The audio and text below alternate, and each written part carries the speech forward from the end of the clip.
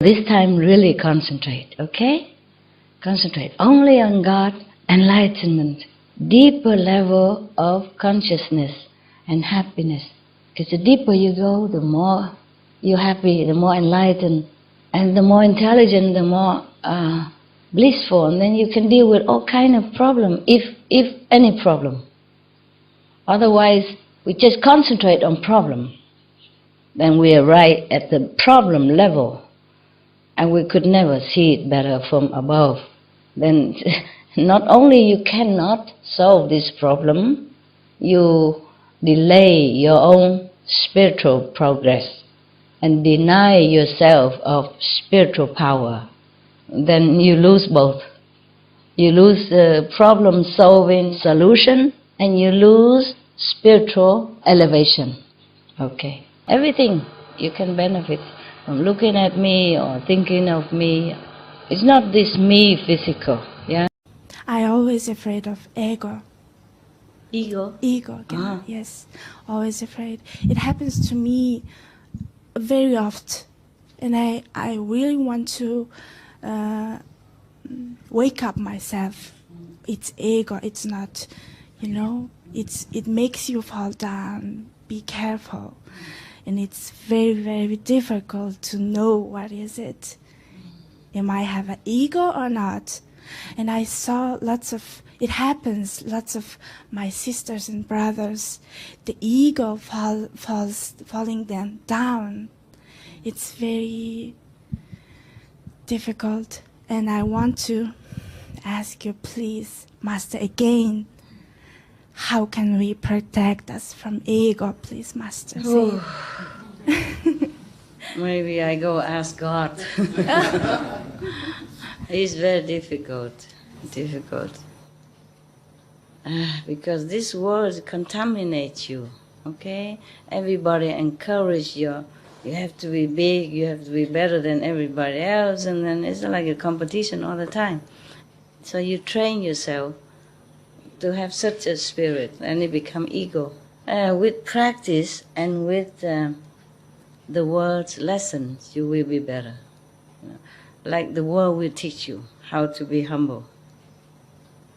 And then you will know it. Otherwise, like if you work with someone, or if you work with the master, and then they scold you all the time, or they always point out your fault, then slowly your ego also come down. But the more ego come down, the spiritual come up. Yeah, too much garbage collected in here. It's not your fault. None of you has ever done anything wrong. It's not your fault. Even if I reprimand you for that, or telling you that is bad and all that, but still it's not your fault. If you're not born in this world, you would have never done anything wrong like that. Nothing you could do in heaven that is wrong, okay? Also, before you're born here, sometimes you pick up some of the wrong things so that you can be born here. If you're perfect, you cannot. The master don't have to carry that to come down, because the master come down here, pick up garbage from everybody, so she didn't have to pick up any garbage to bring down with. Yeah, but for ordinary being, you must have something to come down. It's not unconditional. That's why I say being born in a human body is very difficult. It's a very rare chance to be a human. And even then, they make you pick up some garbage to bring it down. So that you have to train to struggle. And that's what we call ego. It's not your fault to begin with. Yeah, and try to ignore it. When you know if it's your ego rise its head up, then you ignore it. You say, no, that's not right. Then you change for what you think is right, okay? Or swallow your pride. If you know you're wrong, just apologize. If you know it's not the correct way, then try to do the correct one again, okay? Always try. Vigilant. That's all we can do. Because the ego is born with us so that we make trouble, so that we go into the wrong way, so that we mess up our life. That's the purpose. Delusion, ego. Okay? Don't worry about it. Everybody has it. Ask him, do you have any ego? Mucho ego. I have Yes, you don't just have ego and mistake. You see, you have also good things with you. You have the 5 precepts, you eat vegetarian, you meditate. Maybe ego is just one little part, okay? And try to subdue it or ignore it. It's a difficult question, difficult to do this. Even the 5th level saint, if you reach a 5th level of spiritual consciousness, you still have 1% ego. I want to erase it. No, not on the 5th level, you still have 1%. When you go much higher, like border the 6th level, then maybe you have no more. That's why you stay in the 5th level downward. Because human beings, they carry things with them. Even the 5th level, you still have 1% ego. That's a lot. Yeah, 1% is a lot. Yeah, why? Because 0% is better. But 5th level is such a honor. Yeah, you will go there sooner or later. Sure.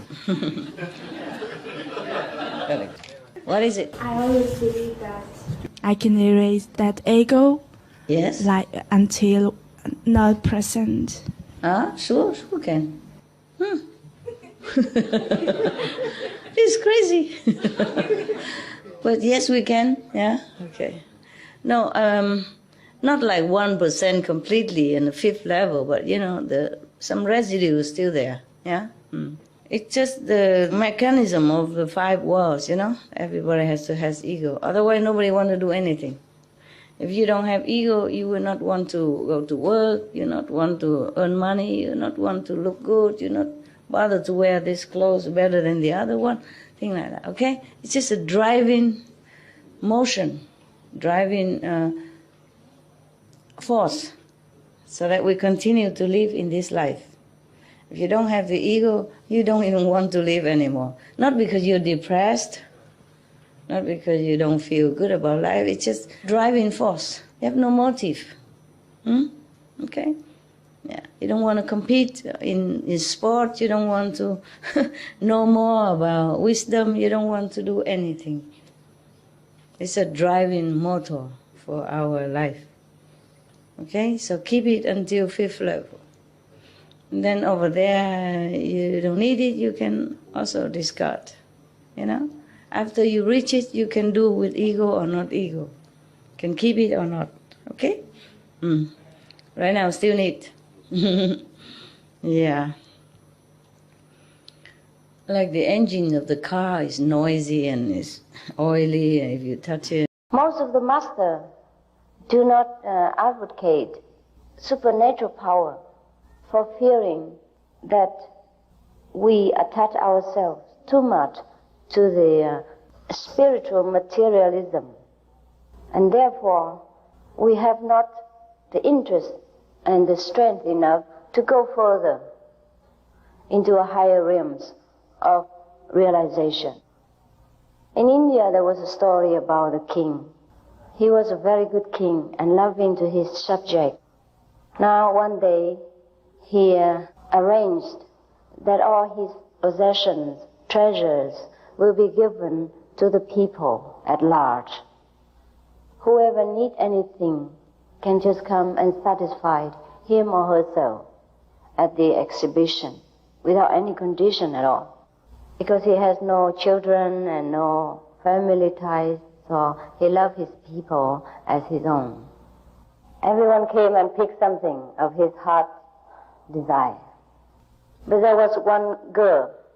She came and goes straight to the back of the, probably the room or the place where the king exhibited all his possession, and put her hand on his shoulders and asked, "Are you also available?" And the king was surprised. Say, "Why? Didn't you like any of the things that I have laid outside?" So the girl said, "No, I only like you."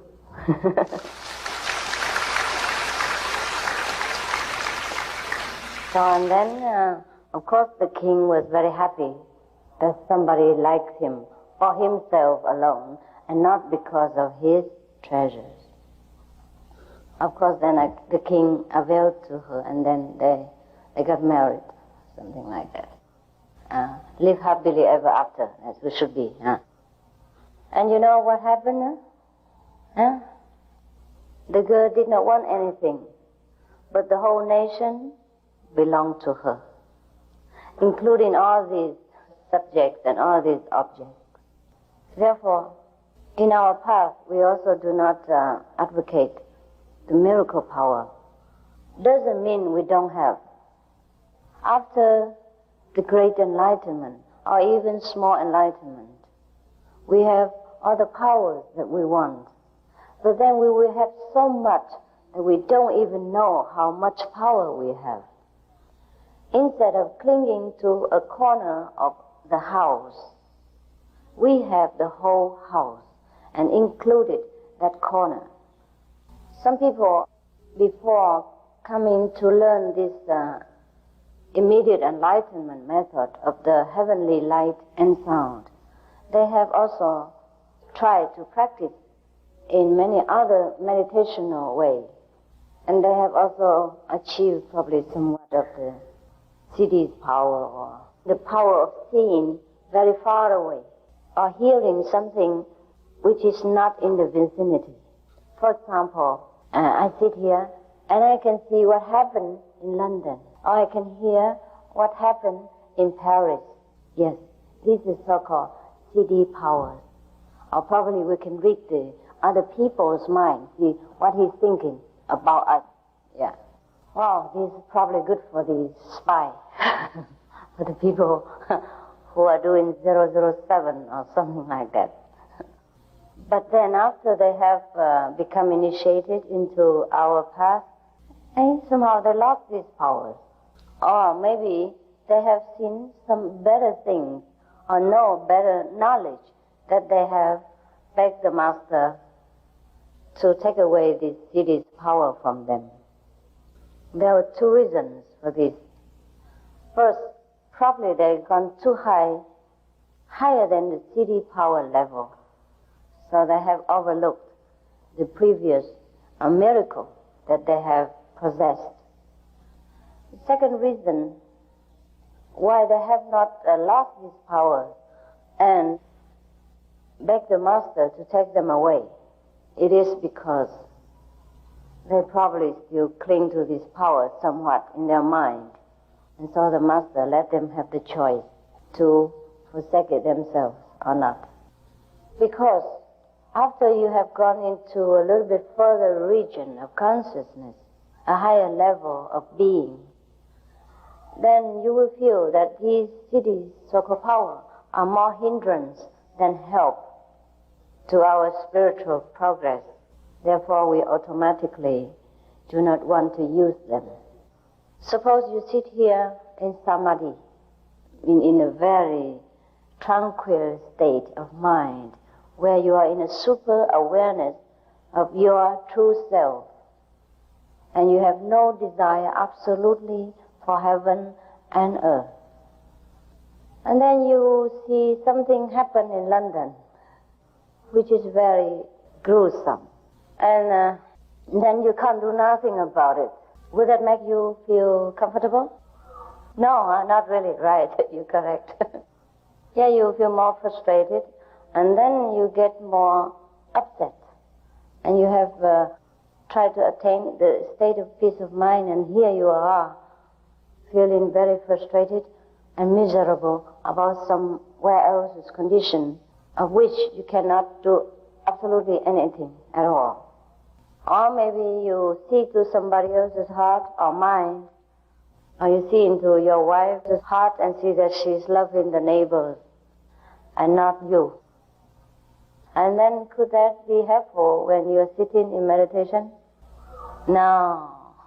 And suppose somebody bearing a lot of hatred against us, and then we have the power to penetrate his mind. That would be a very uncomfortable feeling for both. Because most of the people have sometimes very uncontrollable feeling uncontrollable emotion within themselves, which might or might not have nothing to do with them. And if we get to know all these things, it's only useless. And then we always worry about the mundane level, and we can never get into the beyond in order to merge ourselves in the greatest wisdom. There are a lot of spiritual happenings in our century, and therefore it is good for us, very good for our people in this age, to know so much about the superpower within ourselves. But sometimes it also confuses us as to follow which direction, because mostly we will be tempted by the so-called immediate result, like a miraculous power or healing ability and seeing through the walls or walking in the space, etc. That we forgot what is the main purpose of practicing meditation or getting to know spirituality at all. It shouldn't be really. Because when we know our true self, the supreme wisdom inside, we will know everything. That, I think, is the best measurement, the best standard to judge which path we should concentrate on. Therefore, Jesus also says, "Seek you first the kingdom of God, and all other things shall be added unto you." The kingdom of God is not something that is very far away in heaven. It is here right now. And we have them all within ourselves. We only have to unlock it and use it every day. And then we will see how better a person we become, how wise, how loving, and how satisfied a person we will become.